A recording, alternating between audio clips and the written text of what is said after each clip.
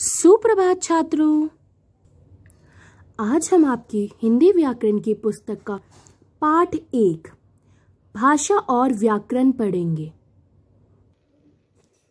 भाषा वह माध्यम है जिसके द्वारा मन के भावों और विचारों को प्रकट किया जाता है और दूसरों के भावों और विचारों को जाना जाता है।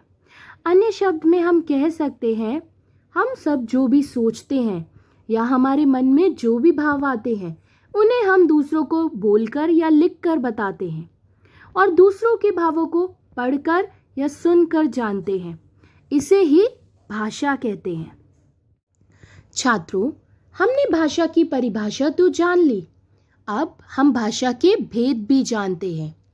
भाषा के 3 रूप होते हैं: मौखिक भाषा, लिखित भाषा और सांकेतिक भाषा। मौखिक भाषा किसे कहते हैं?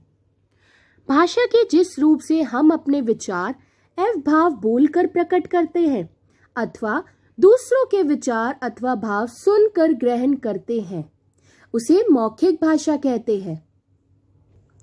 हम कह सकते हैं कि जब हम अपने मन के विचारों को मुंह से बोलकर या सुनकर प्रकट करते हैं तो उस भाषा को मौखिक रूप कहा जाता है, जैसे कि बोलना, गाना, फोन पर बात करना आदि। लिखित भाषा किसे कहते हैं?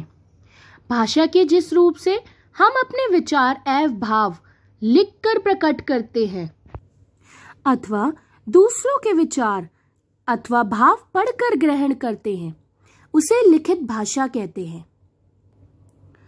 जब हम अपने विचारों को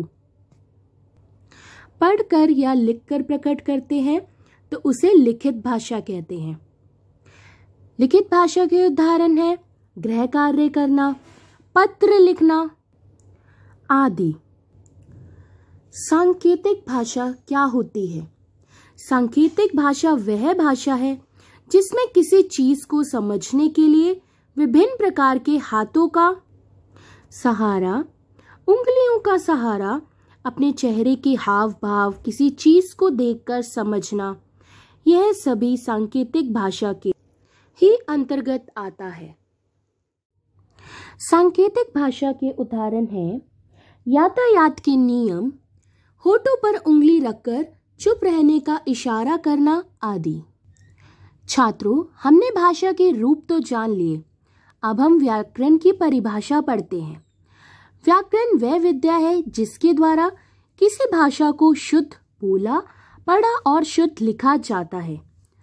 आशा करती हूँ आपको आज का पाठ समझ आया होगा।